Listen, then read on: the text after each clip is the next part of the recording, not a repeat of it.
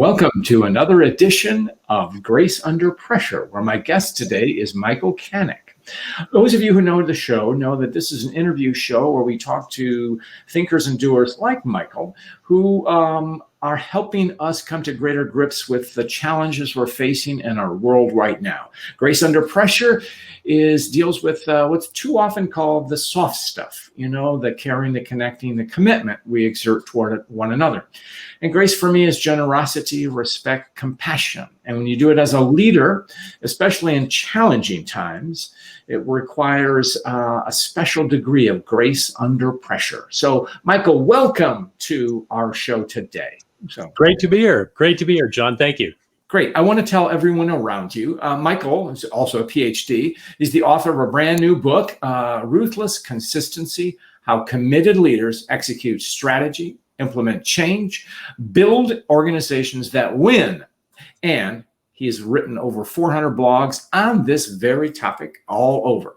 So Michael's also the president of a strategy firm making what's called Managing, Michael's the president of Making Strategy Happen. It's a consulting firm.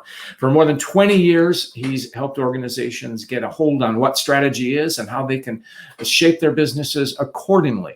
He worked for the Atlanta Consulting Group as well as FedEx. Michael has a PhD from Human Performance from the University of British Columbia, where he will join us today from Vancouver. And he's a member of Marshall Goldsmith 100 Coaches. Michael, welcome to Grace Under Pressure. Fantastic. Thanks, John. Was looking forward to joining you today. Great. We're months into our pandemic. What are you hearing from clients about where they are and where they want to be? Well, two things, John. Number one, it really is industry dependent. And as I'm sure all of us have heard, some industries are absolutely thriving. Anything to do with digital marketing is doing very well. I have a client, Weatherhaven. They build rapidly redeployable shelters, which for isolation purposes, around the world are very helpful. On the other hand, if you're in something like airport duty-free retail, as one of my clients is, it's a devastating time there. So it really depends on industry. But what everybody is saying and everybody is aware of is we have to compress the strategy cycle. Thinking 3 years down the road, 5 years down the road, it's really 3 months and 5 months. What do we need to do to make sure we're agile, we're reacting, we're anticipating to make sure that our strategy is relevant over the next few months? So it's really that compression of time. That's the commonality. That's an interesting, I haven't heard anyone say that, Michael. So I understand the word compression. And so can you do a strategy in 3 months, as you say? How explain that? Sure. So often we think of strategy as 3 years, what we want to achieve. And sure enough, we can keep that vision, that longer term in mind. But the reality is things are volatile. They're changing rapidly. So we've got to look at, okay, what is it we need to do given our new reality in the next 3 months? And then we have to monitor that closely and be prepared to recalibrate that in very short time frames. So, for example, in normal times, I might recalibrate a strategy with a client every 6 months. Mm-hmm. Today, we're doing that every month and saying, what has changed in the last 30 days? Do we need to accelerate one strategy? Do we need to defer another? Do we need to shift resources? So we've got to maintain that agility as things change, especially now. On the one hand, we're going into what appears to be a very tough winter. On the other hand, there's this glimmer because we had this recent announcement about a potential vaccine that has 90% efficacy. Absolutely. Right. So we've got to be agile. We've got to be very responsive and anticipate as well. Okay. You've explained this very clearly, and it all makes good sense. And I can see it, and I can see you in the meetings with your senior leaders and all that. But what effect is this having on the middle ranks and front line? Are they saying, well, this is flavor of the month, or how are leaders getting past that quick change stuff? So that's a great question, because if there's a truism, and that is uncertainty leads to anxiety. And we have a lot of anxiety now because of the uncertainty. So now it's especially important that leaders over communicate. We have to over communicate in times of change. We have to over communicate. Here's what we know. Here's what we don't know. Here's what we think the best direction is. Here's where we're going. Here's why. And engaging people in that conversation.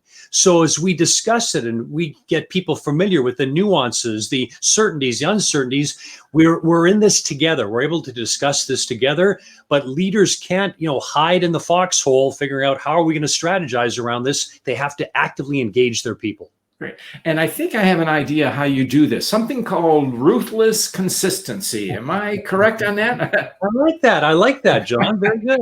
Why don't you show us what ruthless consistency looks like, Michael? Well, since you asked, that's what ruthless consistency looks like. Whoops. Okay. I'm going to put you on widescreen so everybody can see that. Okay. Hold that up again. So. Okay. Yeah, right. Great. Okay. Michael, and you have a passage in there which I think is apt for where we are. Tell us, and please read that, and let's have a little discussion. So. Good. I appreciate you asking that. Short passage here. What I'm championing is a ruthless consistency of purpose, one that is consistently projected in your decisions and your actions, because the relentless alignment of intentions, decisions, and actions is the foundation of success. That is a universal truth. So by ruthless consistency, I'm sorry, John. No. I mean, this is so basic, and I don't mean this dismissive, right? But because I write the same kind of thing, and so, but it's timeless, is it not? Yeah. So. Absolutely, yes. I mean, it is the foundation, and it's very easy for us to have intentions. But in the day-to-day, our decisions and our actions aren't always aligned with them. And there's a real cost to not having those aligned. So again, I want to just really emphasize that key element. Do we make sure that our decisions and our actions are, consistent, relentlessly, ruthlessly with our intentions? That's so good. You really emphasize communication, even using the word over communicate. And so let me ask you a question. Sometimes leaders were busy, executives, there are things on their plate. So they send mixed messages that end up, rather than communicating, they end up demotivating and undermining the very strategy, or at least the tactics. So what tell us about that? Right. So here's ones I think we can all relate to. It's when a leader, trumpets excellence, but they, tolerate poor performance. Or they say, here, we're going to fly to the moon, but we don't provide the resources to get there. Or we give people lots of skills, but we don't trust them to give them the authority to apply those skills.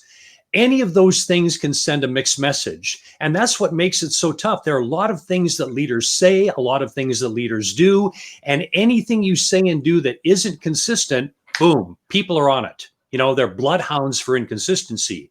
So as leaders, we have to be very, very consistent to make sure everything we project, we say, we do is aligned with our stated intentions. And that's hard work, is it not? It's absolutely, and that's why, 60, 70, 80% of strategic change initiatives fail.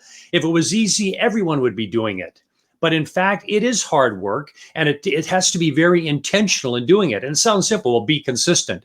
Well, yes, but what does that mean? So one of the things I talk about is all the elements that need to be aligned. So we're sending a consistent message to our people, all the arrows consistently pointed in the right direction. So give me an example of things that do need to be aligned. How do we ensure this consistency?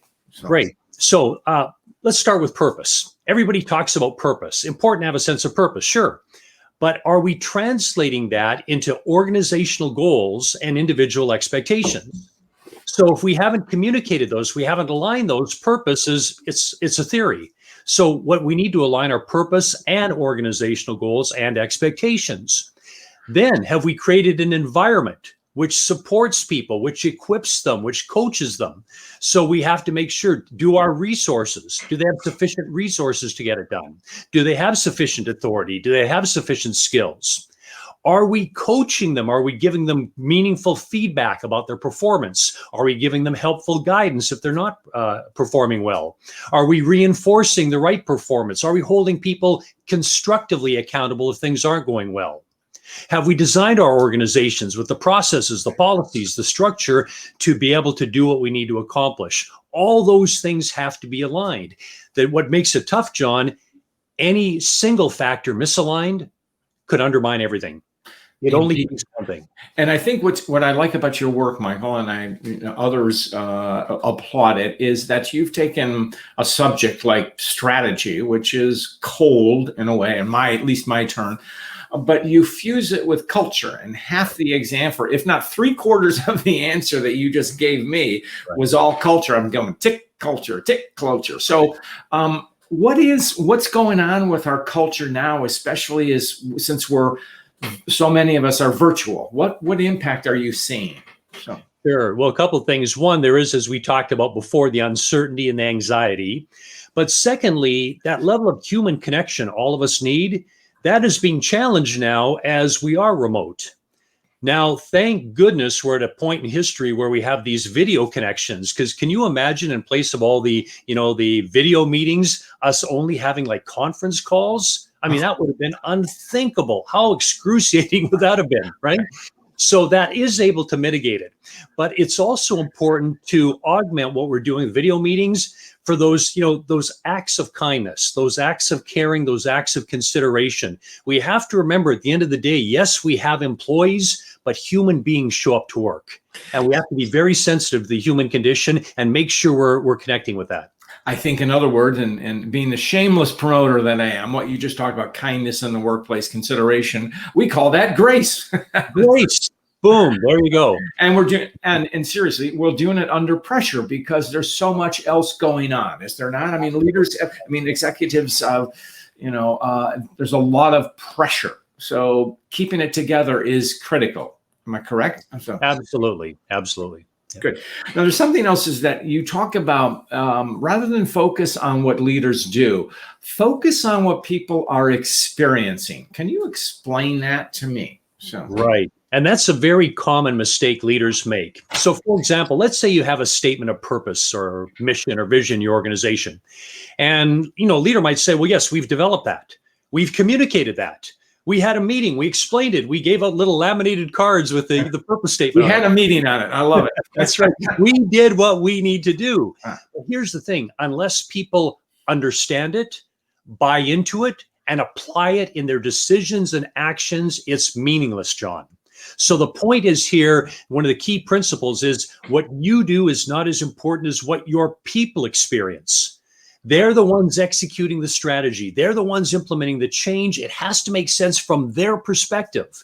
And what you do is a step on the road. But, as a leadership author, John Maxwell once wrote, if you're leading and no one is following, then you're really just going for a walk.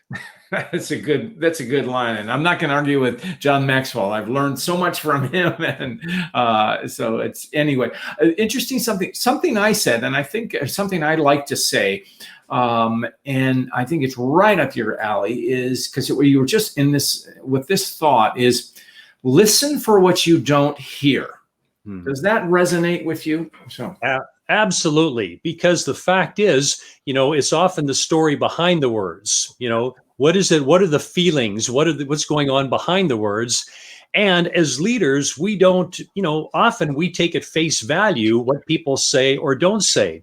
And if I can, John, I'll give you a quick example here. Please. Yeah, one of the mistakes we make as leaders, we're so eager to keep people updated and informed that we communicate at them rather than with them.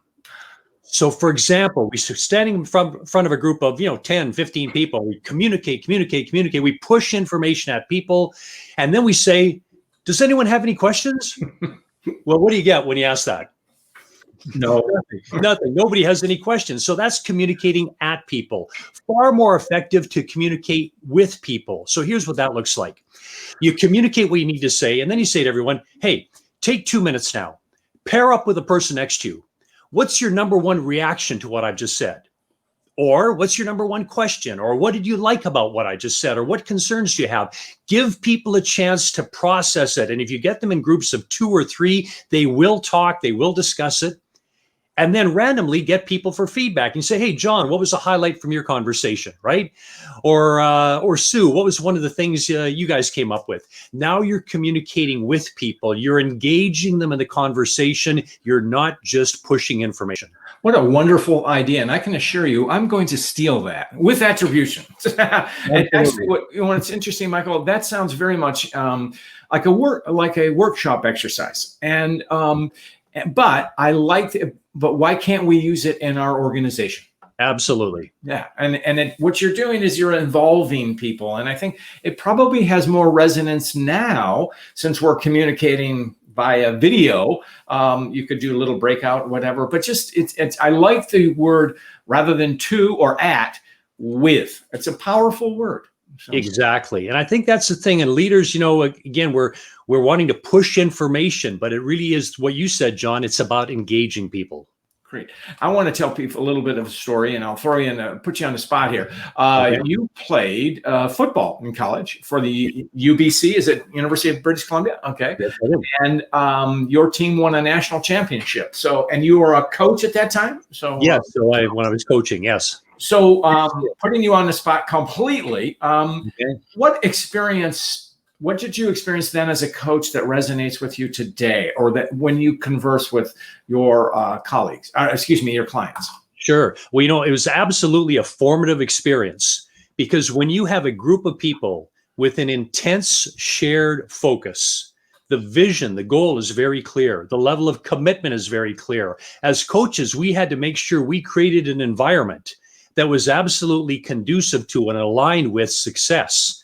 So it was a great test case of how we bring together the right focus, the right environment, the right team, all driven by the right commitment to make it happen. That was really one of the foundational pieces in my learning that I apply today around organizational execution. So the coaching was a tremendous experience.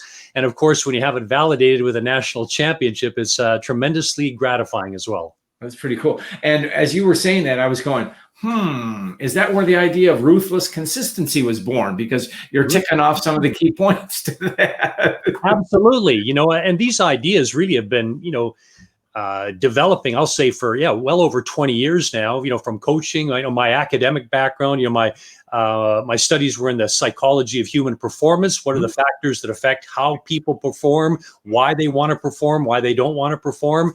And then having some tremendous clients and my experiences at FedEx, I've been very fortunate that it's all come together and pointed to this, to where we're at today.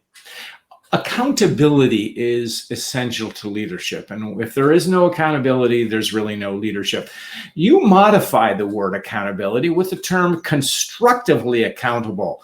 Tell me about that. So this is an important question, because most leaders struggle with accountability. Why? It's uncomfortable. It's conflict. It's confrontation. So I think we first need to reorient our thinking, because the goal of accountability isn't to be destructive. It's not to berate people or belittle people. It's to help them improve, get better, right? Succeed. So there's a very positive intention around this. So your accountability needs to be constructive. It's not beating people up. It's working with them as a coach and saying, okay, we're not at the level we need to be at. What do we need to do to get better? How can I support you as a coach, as your manager? What is it that you need to improve, with the focus on improved performance? So yes, we're looking at the past, but only as the baseline, the context for the future. So I think this mindset, leaders need to think of this as a positive thing. You're a coach, you're helping improve performance. So we want to hold people constructively accountable. It's not something to avoid. That's great. I love the idea of melding the concept of accountability with coaching development, because it's not playing gotcha. It's, hey, we're in this together, and let's move forward. So, exactly. So, okay, I'm going to push back a little bit here. Consistency. We all strive for that. So consistency, that's good. Right. I know I'm consistently inconsistent, but anyway, that's for another day. So when you're consistent, can you be innovative? Can you be creative? So. Yeah, this is a really important question because sometimes people say, well, consistency, hey, we're in a fast changing environment. We've got to be creative. We've got to be innovative. We need variety, all of that. So here's the point. By consistency, I don't mean mindless repetition, robotic repetition. What I'm talking about, John, is a ruthless consistency of purpose.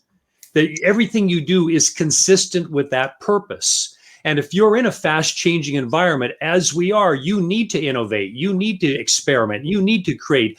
All those things are consistent with your overarching purpose.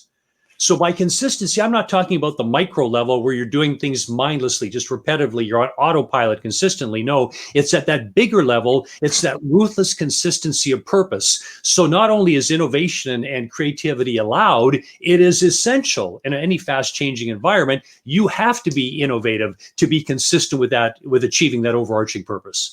And looping back to what you initially talked about is the compression of strategy into 3-month cycle or periods, and then monthly checkups. Would not creativity and innovation be even more paramount? Absolutely. Absolutely. And what's important is that leaders really reinforce that because their teams aren't used to that fast cycle, maybe aren't used to experimenting as much or as rapidly. So we have to reinforce it, and not just reinforce the successes, but reinforce some of the attempts and let people know, even if something doesn't work out, that, hey, that's exactly the kind of thinking we need if we're going to, keep advancing as a company. So keep experimenting, keep looking at options. But the two questions, John, you always ask when something doesn't work out, some innovation or some experiment, the two questions to ask are, number one, what did we learn? Number two, what would we do differently next time? That's after action review, but how many times have we come across an organization that says, oh, did it fail? Yes. Did you do an analysis? Well, not really, kind of. Right. I know it's something that you teach and integrate into your into your consulting and coaching practice. Right. Do you not? So exactly. You're an organizational psychologist. What we all as human beings crave or look for is clarity, and ambiguity is so uncertain. So now that we're in an upside down world, how do executives provide more clarity? What do you advise? Well, again, I think it's over communicating, and letting people know and being very upfront. We can't be Pollyannish, but we have to be real. Here is what we know. Here is, what we don't know, what we're striving to know. Given the information we have now, here's what we believe is the best path. Here's how we're going to go down that path. Here's what it means to you. Here's what it means to all of us. We're going to be communicating as we go along. We're going to collectively be learning. What do you think? What are your reactions to this? What are we missing here? What have we overlooked? So I really think it's that over communicating the what, the why, and the how. Great. What and the why, understandable. And you said the how too, included how. Is that too micromanaging if we give the how? Or what's the role for me when I create a how? Great. So the how is really more at the macro level. So here are the broad strokes of what we need to do, but the specifics, that's where we want to promote the experimentation, the innovation, the customization, the personalization, because obviously the how to, it might vary across, contexts or locations of the business or departments. So it's really the macro how. Here are the broad steps we're taking, but we need your input and your involvement to determine those micro steps. Right. As we stand now, we're in this year, we're approaching the end and pretty close. And so what kind of conversations about next year are you having with your clients? We're probably behind the 8 ball on that, but what sentiments are you hearing? Right. So two things. Again, we're looking at the, the strategy cycle for the new year. Keeping in mind, we have to keep it compressed. So right now with many companies, we're really doing that overall assessment to say, going into 2021, what are we seeing? What is the most likely scenario or scenarios? And then how do we prepare for each scenario? Mm-hmm. So scenario planning as a strategic tool is something we're using a lot, where we might be planning, okay, what's the best case? What's the worst case? What's the most likely case? And let's have some general actions or approaches that each of those might trigger. So that's one thing going into the new year. The second thing is in anticipation of some kind of vaccine and, a rollout, and it's not going to happen overnight. Excuse me. Sure. But we at least want to start talking about what does that mean and what does that mean for our business and what do we need to consider to be prepped for that? At the same time, just to finish that, at the same time, going into the winter now, flu season, there's going to be a lot of anxiety. Do I have the flu or do I have COVID? What does this mean? So we're still in for a tough few months, even before we get to that. Okay. And I think what we will need is organizational resilience. Do you have conversations with that with your folks? Yes, absolutely. And resilience, I think, as all of us have talked about a lot recently, resilience is important. And this isn't just strategic resilience, but it's emotional resilience as well. And, I can tell you one of the things I draw on is one of my interests, John, is mountaineering. So I climb mountains. And in mountaineering, I remember the first time I was faced with a situation on summit day. We're at altitude and you wake up and people don't realize this, but on summit day, you typically wake up like at 1 a.m. or 2 a.m. because you want to start climbing before the sun is beating down on the ice and, creating avalanche danger. So we're up really early. It's super cold. The wind is howling. You're gasping for air because you're at altitude and you're thinking, this is not fun, right? However, what you come to realize is this is how it's supposed to feel. And this is how it's supposed to be. And this is how it's going to feel. So one way or the other, we still have to carry on, right? It's going to feel this way if we just cower in our tent all day. And it's going to feel this way if we go towards the summit. So you know what? We're simply living in that time where this is how it's supposed to feel. And if we start to get used to that, embrace what we're going through now. Mm-hmm. Don't deny it. Don't rationalize it. We have to realize this is how it feels right now. And, a lot of us have, maybe grandparents or people who went through wartime, and much more difficulty and much more challenge, not knowing when it was going to end, and they managed through that. Well, this is our time. And, this is our challenge. And, part of our legacy will be determined by how we respond today. I could not agree more. And one of my phrases that I speak about is with hearkening back to another time. One of my personal heroes from history is Winston Churchill. So right. When Britain was faced in 1940, stood against the Nazi aggression, it was make this your finest hour. And I think all of us, anyone in a leadership position, this is going to make or break your organization. So what are you going to do about it? Exactly right. And I love that Churchill quote, and that captures it perfectly. This is our time. This is a time for leadership. This is the time for leadership. You will be defined by your decisions and your actions now. So, stand tall, embrace the discomfort and drive forward. That's so important. And the way you were describing it as your summit, mountaineering, has echoes to military experience. I've had a few guests on here talking about the training that they've went through, a couple in special forces and things like that. Right. And it's just getting acclimated to it so that when you're in a tough situation, you can deal with it. And I think that's exactly what you're talking about. And so how does a leader communicate resilience to the organization, Michael? Well, of course, actions speak louder than words. So the number one way for a leader to communicate is to role model it.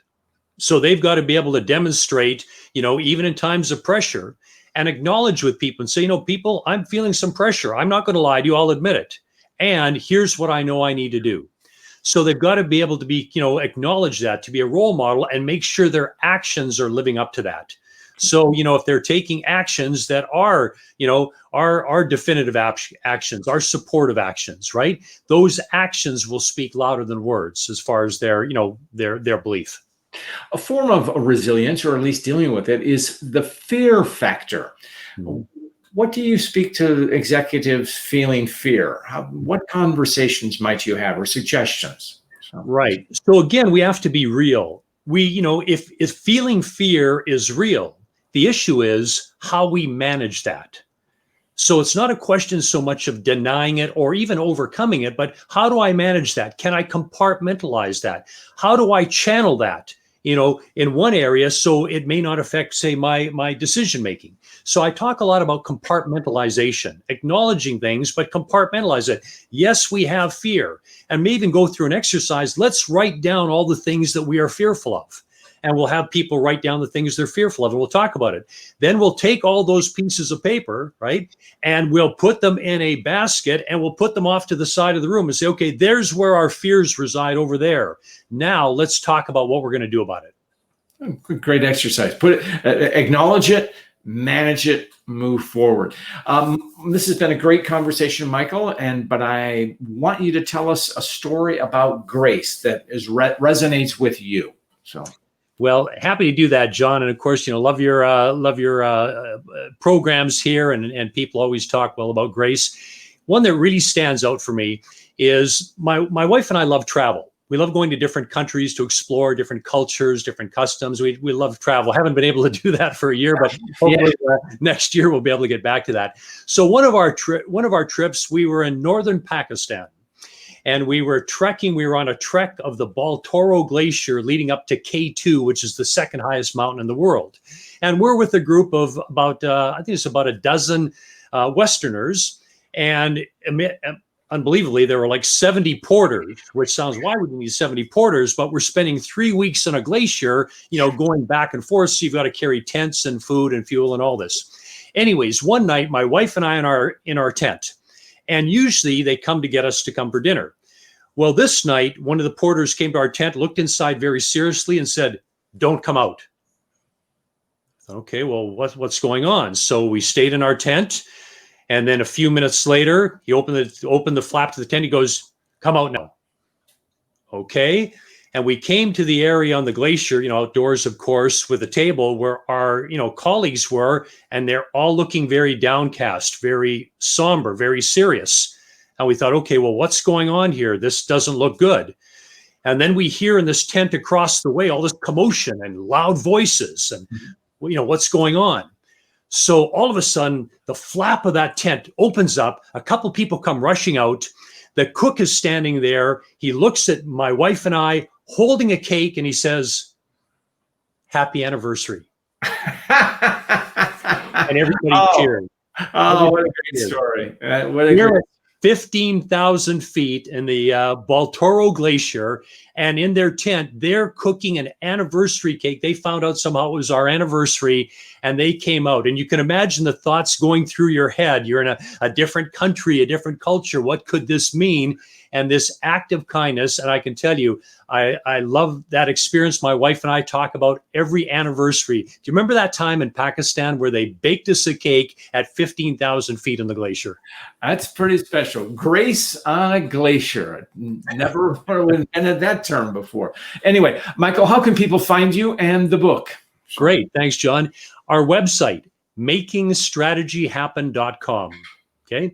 Then you can find the book there. You can email me at michael@makingstrategyhappen.com. You'll find my 400 plus blogs. You'll find the book. You'll find all sorts of downloadable resources. It's the place to go for strategy plus execution.